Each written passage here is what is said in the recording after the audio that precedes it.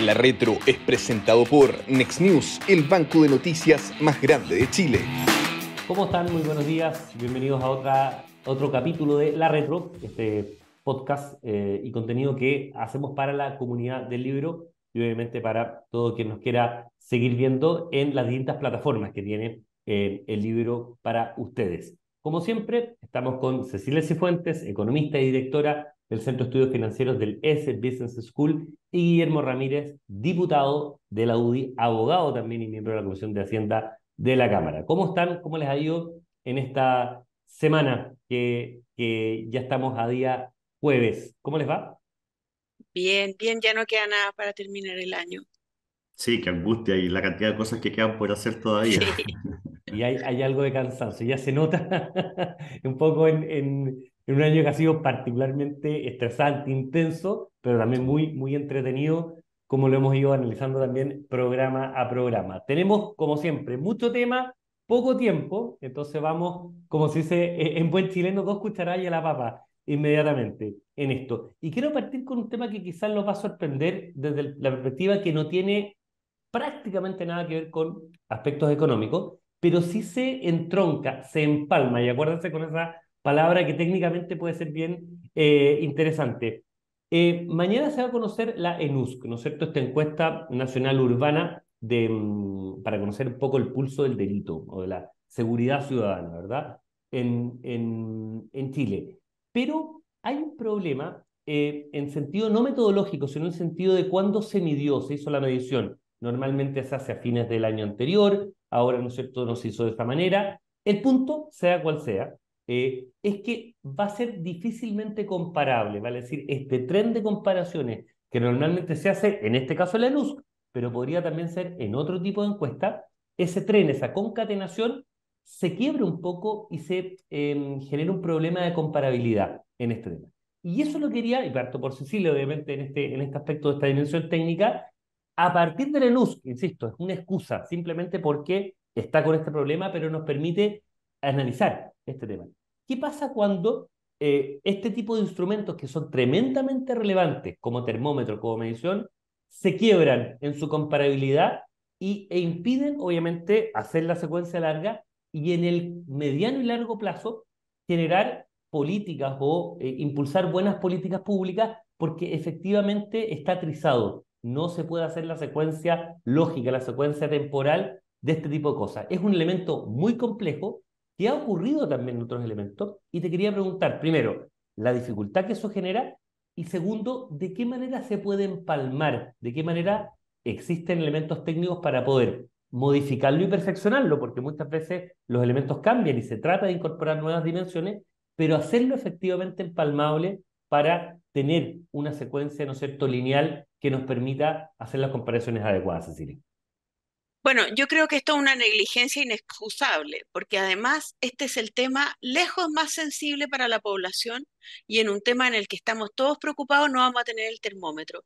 Esta es una encuesta que lleva 20 años y claro, cuando uno cambia el periodo de toma de muestra, definitivamente lo que ocurre es que el resultado no es comparable con el anterior. Entonces, independiente de lo que pase acá, supongamos que respecto al anterior aumente la delincuencia, pero no vamos a poder decir, sí, definitivamente aumentó, porque no son periodos comparables. Lo mismo a la inversa. Entonces, uno aquí podría pensar mal en el fondo y decir, en un tema en que realmente la población está muy preocupada, en que de alguna manera el gobierno ha dicho que de alguna manera indirectamente ha culpado un poco a los medios del problema, justo nos vamos a quedar sin el instrumento que nos diga, bueno, ¿y qué está pasando? Entonces a mí me parece gravísimo.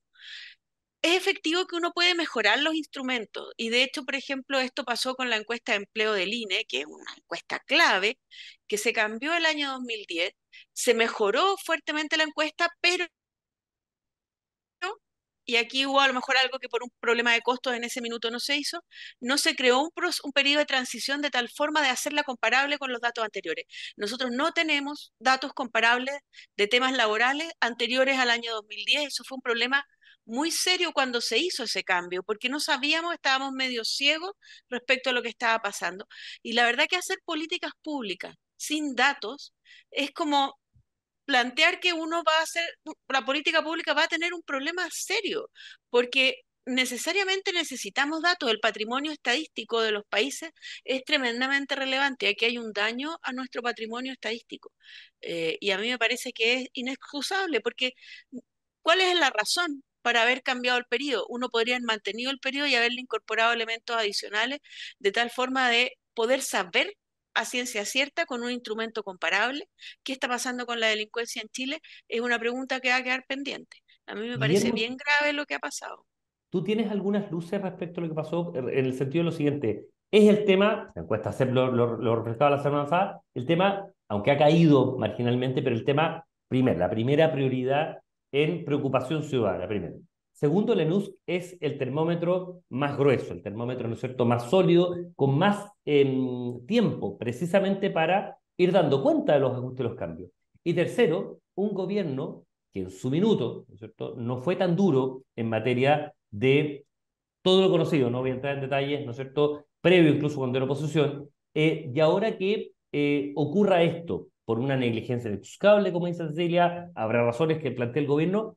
¿Qué tan grave es esto? Insisto, en el tema de mayor preocupación ciudadana. No, es esto, no es tema económico, pero sí se empalma por el tema de la desprolijidad, sí se empalma por el tema de no poder tener datos o sacar cuentas alegres, lo ocupo en el buen sentido, cuando no te va bien y empiezas a decir que te va bien en algunas cosas. ¿Qué es lo que hay detrás de esto, Guillermo, de la interpretación política y obviamente el conocimiento que tú tienes? A ver, desde una interpretación política, lo que hay aquí atrás es torpeza pura, porque esto solamente perjudica al gobierno. O sea, cuando tú tienes un instrumento que te impide comparar, entonces la única forma de comparar es a través de la sensación de las personas. Y la sensación de las personas hoy día es que la delincuencia ha empeorado en cantidad y también, por decirlo de alguna manera, en calidad. No solamente en la cantidad de delitos, sino también en que estamos hoy día con delitos que son más graves. Vimos la semana pasada el tema de la granada, hemos estado viendo temas de secuestros, en fin. Entonces, el gobierno comete una torpeza que los perjudica políticamente. Ahora, cambiar un instrumento está bien, se puede hacer para mejorarlo, como decía Cecilia, pero primero tiene que haber un cierto nivel de consenso entre técnicos de que conviene hacer un cambio, cosa que acá no ocurre. Segundo, se hace públicamente, frente a las cámaras, se explica, se anuncia. Acá nosotros supimos que el cambio en la NUSC se hace, o sea, lo supimos porque Felipe Arboe en una radio tiró el dato y eso prendió como pasto seco. Entonces, acá es como si se hubiese hecho a escondidas, sin un acuerdo más o menos amplio. No entendemos muy bien las razones técnicas. Entonces, al final acá está todo mal hecho. Y por supuesto que no se hace un cambio en la medición cuando este es el tema de mayor preocupación de los chilenos y aparentemente también del presidente, que anunció que no va a ir a la COP28 justamente porque se va a quedar para hacerse cargo de los temas de seguridad. Entonces, en todo ese contexto, haber hecho este cambio y de esta manera es una torpeza gigantesca y demuestra una vez más que al gobierno le cuesta hacer las cosas bien. Tiene un problema incluso de gestión en esta materia que es deplorable. A nivel político, ¿tú no tienes información de cuál habría sido eventualmente la razón por la que se miden en momentos distintos? Hay una temporalidad, hay una estacionalidad que obviamente hace que sea poco comparable. Después entraremos, ¿no es cierto?, a aspectos técnicos y los expertos en seguridad lo analizarán. Pero ya todos los comentarios que han aparecido, partiendo por los de Felipe Arboe, plantea que no es comparable, ¿no es cierto?, a un ex subsecretario del gobierno de la presidenta Bachelet, que no es comparable precisamente porque está midiendo en tiempos y con condiciones distintas en Así este es. tema. Así es, bueno, como te digo, políticamente yo no tengo idea, noción, no había una explicación, no había un comentario de pasillo. Los parlamentarios de izquierda ayer en el Congreso se agarraban la cabeza diciendo otro autogol más, otra estupidez más. Y como te digo, cuando ya los instrumentos que te permiten comparar no funcionan, entonces lo que queda es atender a la sensación de la ciudadanía. Y esa sensación claramente no beneficia en nada al gobierno. O sea, ahora cuando el gobierno nos diga, mire, nosotros es mentira que las cosas que la delincuencia subió, ha bajado, y yo le voy a decir, ¿y usted cómo sabe si su instrumento ya no sirve? Porque ustedes lo echaron a perder. Uno es comparable en todas las dimensiones que efectivamente ocurre. Bueno, buen punto, porque obviamente esto se conoce mañana viernes, pero no hay ninguna duda que esto va a seguir, es una ola que va a seguir creciendo, no solamente porque ya existen críticas previas, ¿no es cierto?, a esta incomparabilidad, pero sino que a partir de mañana uno se pregunta en dos cosas: si baja, lo que decía Celia, ¿por qué baja? Y si eventualmente sube, bueno, ¿cuánto más podría haber subido si se hubiera comparado peras con peras en este caso de este tema? Por lo tanto, pareciera ser un zapato chino en el que se encuentra el gobierno, y tanto la oposición como parte del oficialismo seguramente va a salir a criticarlo, más allá de la opinión de los técnicos. Esa es una primera dimensión. Y otra cosa que pasó el fin de semana y que es bien interesante, y nuevamente, desde la política tiene ciertas lecturas económicas, es lo que pasó, ¿no es cierto?, en Argentina, con el triunfo bastante más holgado de lo que se pensaba del presidente electo Javier Milei. Y parto de decirle contigo, ¿qué lecciones se pueden sacar, no de la parte política, en la elección política, porque seguramente hay un hastío allá mucho mayor de lo que ocurre en Chile, ¿no es cierto? Allá se elige una suerte de mal menor muchas veces, y en Chile a veces, ¿no es cierto?, se elige por opciones concretas en ese aspecto. Pero elementos que sean vasocomunicantes, ¿qué lecciones se pueden sacar del proceso argentino en la dimensión económica, o simplemente son procesos completamente desacoplados donde no existen áreas de intersección y son realidades completamente distintas donde no se puede sacar ninguna lección de lo que ocurrió en Argentina? O te lo pregunto, o sí, efectivamente hay algún área donde uno pueda sacar alguna luz a partir del resultado del domingo. Mira, Argentina es tremendamente interesante de analizar desde el punto de vista económico. La verdad que siempre da ejemplo. Yo siempre uso Argentina, sobre todo cuando hacía clases en pregrado, de lo que no se debe hacer en políticas públicas. Argentina lleva un siglo de deterioro. Y claro, uno dice, ¿por qué antes no chocó contra un muro? Y la verdad que lo que ha hecho Argentina durante este siglo es algunos periodos de bonanza que le permiten seguir subsistiendo, varios default de deuda pública que le permiten seguir subsistiendo, pero ahora ya simplemente la situación no daba para más. El país está frente a una crisis dramática, pero que se empezó a incubar hace 100 años. Entonces aquí hay dos lecciones que yo creo que son súper relevantes para Chile. Las malas políticas públicas a veces se demoran en mostrar sus efectos negativos. Y creo que esto es muy claro, por ejemplo, con las reformas del segundo gobierno de Bachelet, cuyos efectos negativos estamos viendo 10 años después, pero son claramente negativos. Está la reforma tributaria, que ya, para qué decir los efectos negativos que ha tenido, la reforma electoral, la reforma educacional. Fueron reformas estructurales en que los técnicos dijeron, estas reformas tienen impacto negativo.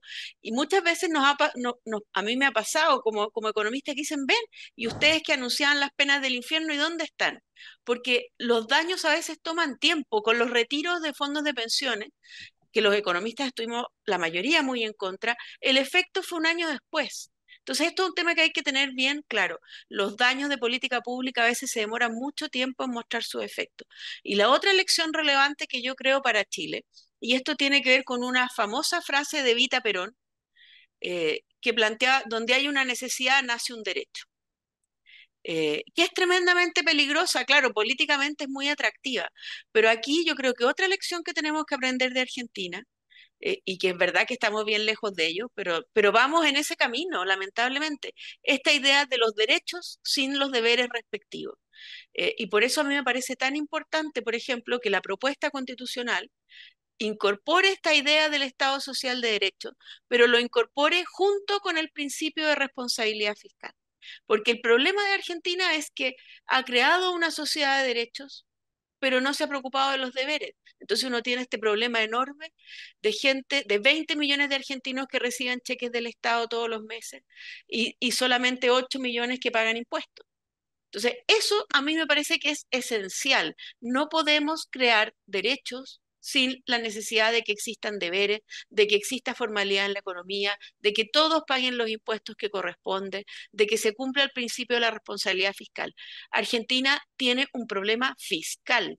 Ese es el origen de todos los demás problemas. No es capaz de financiar los derechos que entrega a la población.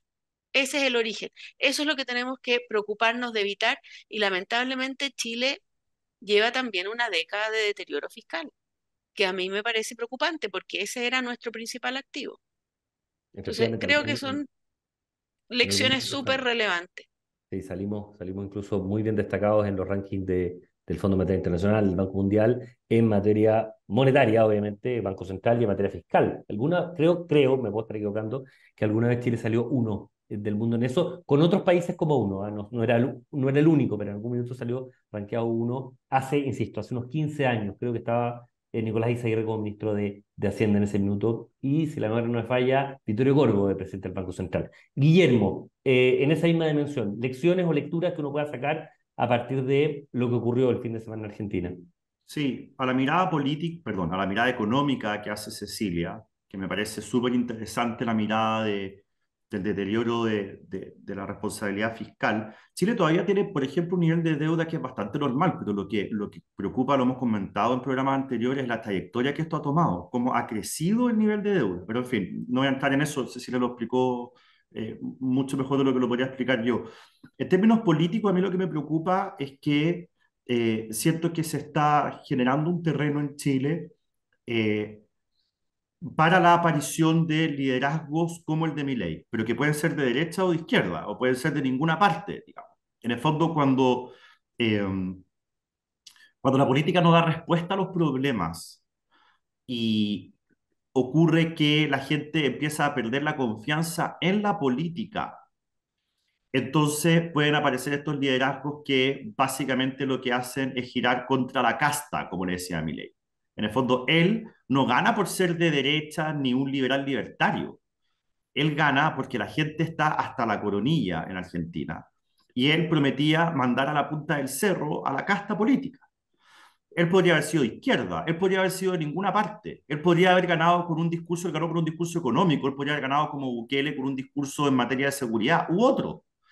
Eh, y por lo tanto, hay que tener mucha atención al hecho de que hoy día en Chile la confianza en la política está realmente en el suelo. Y está en el suelo porque tenemos un sistema político, después de múltiples reformas a la Constitución del 80, que no nos permite llegar a acuerdos. O sea, toda la democracia de los acuerdos de los 90 y 2000 ya no existe.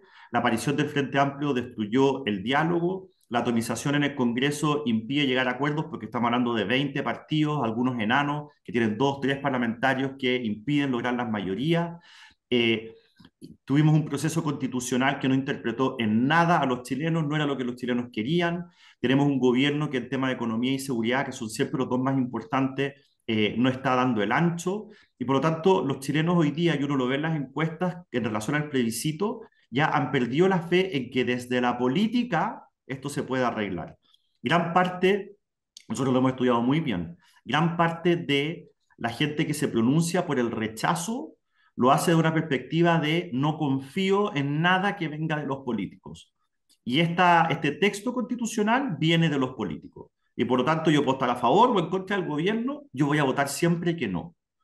Entonces, cuando tenemos un sistema político que no funciona y para arreglarlo no lo estamos logrando desde la institucionalidad, porque la desconfianza lleva a los chilenos a votar en contra, estamos abonando el camino para que aparezca un liderazgo que puede ser, insisto, derecha o de izquierda, que dé vuelta a todo. Yo siento que nos estamos aproximando eh, a un, a un escenario que es peligroso. Yo creo que el hecho de que la izquierda se haya puesto en el en contra es una irresponsabilidad gigante. Estamos jugando con fuego. Y al final, lo que pasó en Argentina demuestra eso. Durante demasiadas décadas, desde la política, esto no se arregló, y por lo tanto aparece un liderazgo como el de Milei y gana. Y déjeme decirles una cosa, cuando los países empiezan de manera permanente, yéndose de un lado del péndulo al otro, eso es una muy mala señal. Es la señal de que la gente está disconforme con lo que hay. Y en Chile ya llevamos experiencia en eso, no solamente porque hemos ido eligiendo presidentes de distintos signos, sino porque también en la Convención Constitucional en un año elegimos gente de extrema izquierda y en el consiguiente Consejo el Partido Republicano saca 2/5 del Consejo. Esas son señales de disconformidad, son señales de enojo, y si nosotros no somos capaces de darle una salida institucional a esto, nos acercamos a un lugar que es muy peligroso, donde puede terminar la presidencia Jadwe, o puede, él no, porque lo conocemos, pero alguien con las ideas de Jadwe, pero con un discurso que le haga sentido a la gente, o alguien con ideas completamente contrarias a las de Jadwe, tipo Milei, que también puede terminar llegando a la presidencia de la República. Esa es la dimensión más política. Cecilia, yo vuelvo un poco al tema desde el punto de vista de ciertas como ideas fuerza. Por ejemplo, Milei ha insistido mucho en la posibilidad de privatizar empresas. Eh, en Chile se privatizaron, ciertamente en los 80 y a comienzos de los 90, pero mi pregunta tiene que ver con lo siguiente, el rol del Estado versus el sector privado, esa tensión que en general Chile la ha resuelto, desde mi perspectiva, muy lamentablemente, desde los últimos años, hacia un mayor engrosamiento del cascarón del Estado, dándole obviamente menos atribuciones al sector privado. ¿Tú crees que esa influencia de Argentina, con lo que vaya a pasar en los próximos meses o eventualmente próximos años, puede generar una corriente refrescante en el caso chileno de devolver al sector privado una preeminencia como la tuvo, ¿no es cierto?, en los 80, en los 90, en los 2000 y que nos llevó obviamente a tasas de crecimiento como las conocemos? Mira, hay personas que dan esa interpretación. Yo la veo a lo mejor un poco optimista todavía. Tenemos que esperar. Yo creo que lo que tiene mi ley por delante es dificilísimo. Porque finalmente, y lo vuelvo a decir, aquí lo que tiene que hacer Argentina para resolver su problema es reducir el gasto público. Entonces, uno puede pensar en un esquema en ¿para qué son las privatizaciones? Las privatizaciones son para hacer caja y seguir manteniendo este Estado absolutamente corrupto, ineficiente, que subsidia todo. Si esa es, si es para eso la privatización, yo creo que esto es pan para hoy y hambre para mañana. Entonces, es verdad que él necesita hacer caja en este minuto para tratar de detener la inflación, porque el gasto lo están financiando con emisión de dinero. Milei ha dicho que eso lo va a parar. Es tremendamente relevante que eso se detenga, que dejen de financiar gasto público con emisión de dinero. Pero las fuentes de financiamiento no pueden ser, me deshago de empresas públicas, con eso financio un par de años y después estoy en el mismo problema. Ahora, entre medio uno puede ganar eficiencia en esas empresas. Entonces ahí ya es otra forma de mirarla y a mí me pareció una salida genial de Milei esta respuesta que le dio al sindicato de Aerolíneas Argentinas, cuando ellos dijeron nos tienen que sacar muertos de aquí, entonces Milei les dijo quédense con la empresa. Bueno, no es una mala, no es una mala opción, mira así, porque esta es una empresa que es una sangría para el Estado. Hay que ponerle muchos recursos públicos a Aerolíneas Argentinas para seguir pagando los privilegios de los sindicatos de esa aerolínea. Entonces, una forma de decir, bueno, quédense ustedes con ella, porque eso necesariamente hace que o la aerolínea quiebre si quieren seguir dando los mismos beneficios laborales o que tengan que ajustarse al cinturón y hacerla una aerolínea eficiente. Entonces, aquí el punto clave es, ¿para qué privatizo? ¿Para financiar caja o para terminar con políticas de subsidio del Estado, empresas del Estado que venden lo que prácticamente regalan bienes? La benzina en Argentina, el combustible vale la cuarta parte, o sea, cuesta la cuarta parte que en Chile, porque todo eso está pagado con gasto público, es decir, con la maquinita de los billetes. Oye, Entonces no yo sé, creo que está por verse, está por verse. Es bien compleja la tarea. y muchas veces uno dice, bueno, los precios están muy baratos en Argentina, cosa que es cierto, pero también porque está esta política mal llamada de precios justos, ¿no es cierto?, que controla el tema de precios y lo único que hay con control de precios es crecimiento de inflación. Guillermo, quizás para ir cerrando este tema, preguntarte la dimensión política, la dimensión económica, perdón, de esto. La posibilidad de privatizar empresas, en Chile quedan pocas, pero quedan algunas, Codelco es uno.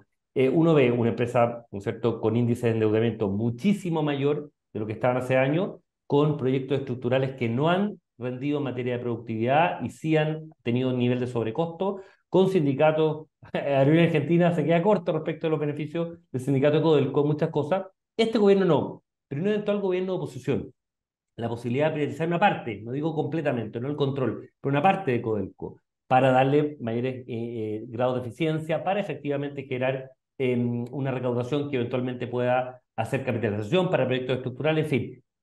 Insisto, esta corriente, la eventualidad que funcione en Argentina, ¿tú lo ves como una línea de fuerza, como una corriente que pueda apuntar o apuntalar en esa línea en Chile?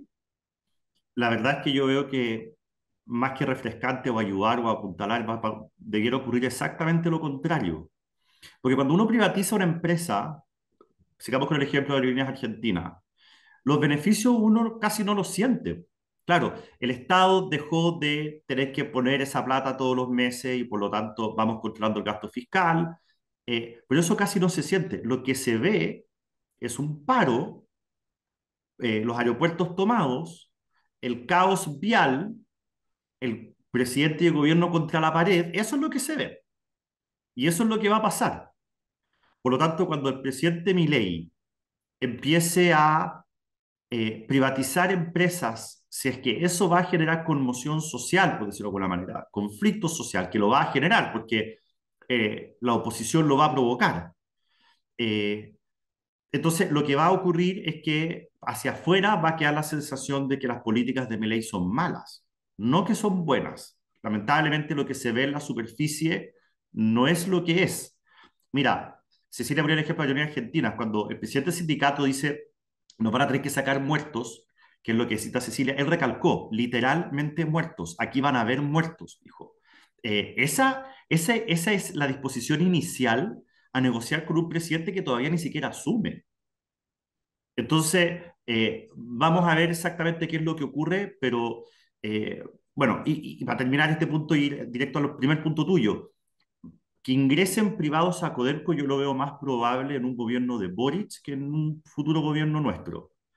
Hoy día hay voces en la izquierda que dicen tiene que haber una participación o un ingreso de los privados que ayuden a la empresa a salir adelante, pero yo estoy seguro que cuando ellos estén en la oposición y el problema no sea de ellos, se van a oponer a que esto ocurra, porque el discurso es fácil, que el Codelco es de todos los chilenos y todo eso. Por lo tanto, yo creo que una oportunidad para poder permitir el ingreso de capitales privados tiene que hacerse en este gobierno. Yo no pierdo la esperanza de que se pueda hacer.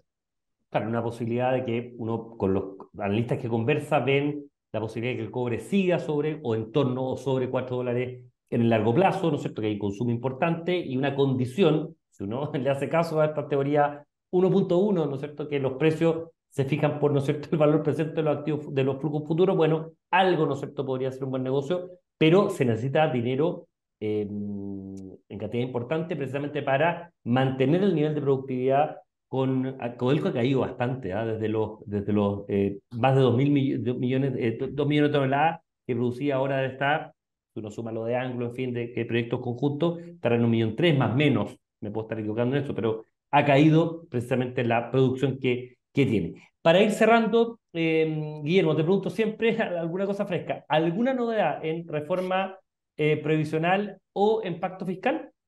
En previsional, como lo hemos venido diciendo, no va a pasar nada hasta el día del plebiscito. Después de eso se va a retomar probablemente. En el tema de pacto fiscal, el gobierno intenta instalar la idea de que hay algunas normas que puede presentar en diciembre, en circunstancias que, de acuerdo a la Constitución, no las puede presentar hasta marzo.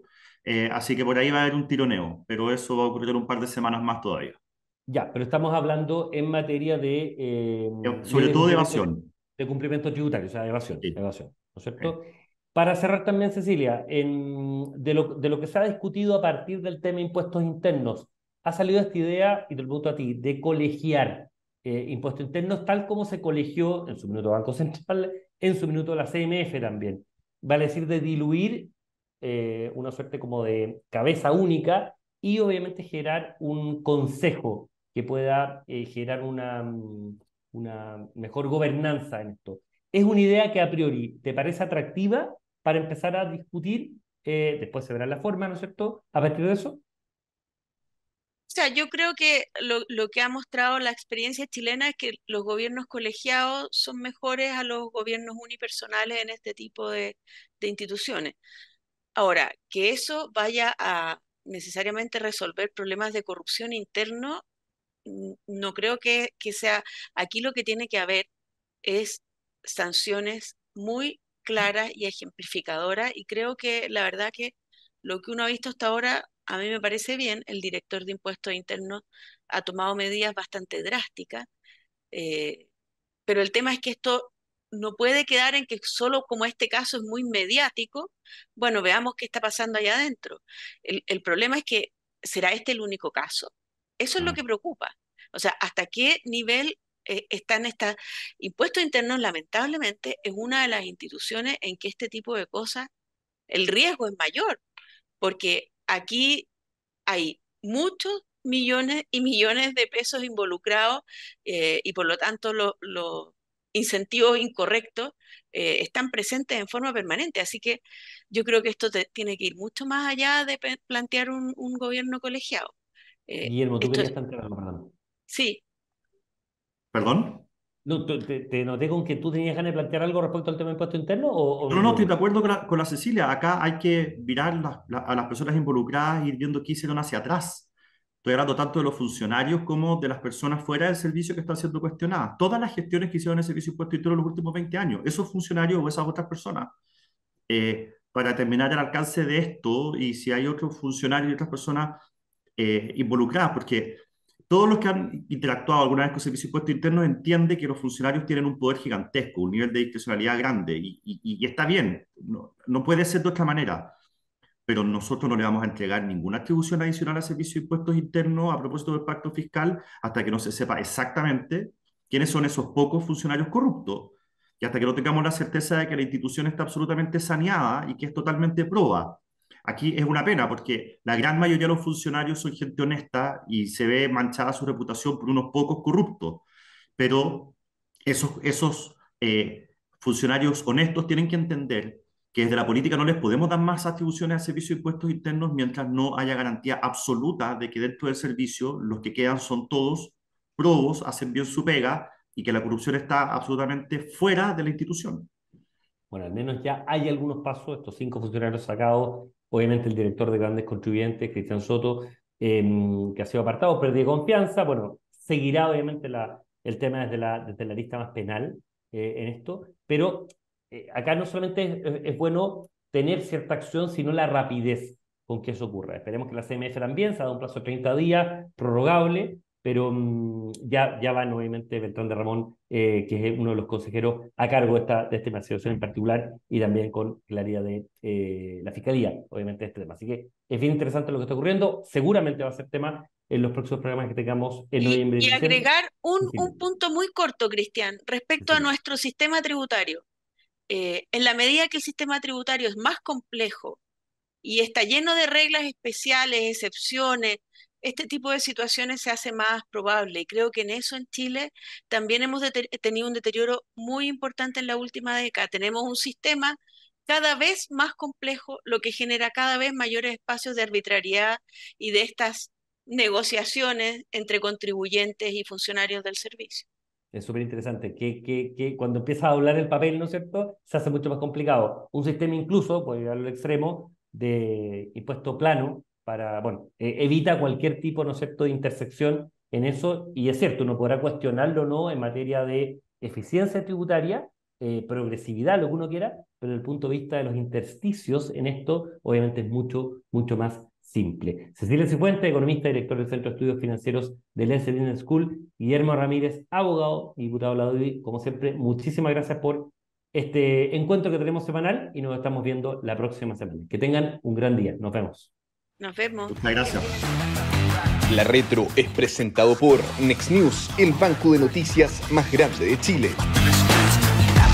El Líbero, la realidad como no la habías visto. Haz que estos contenidos lleguen más lejos haciéndote miembro de la Red Líbero.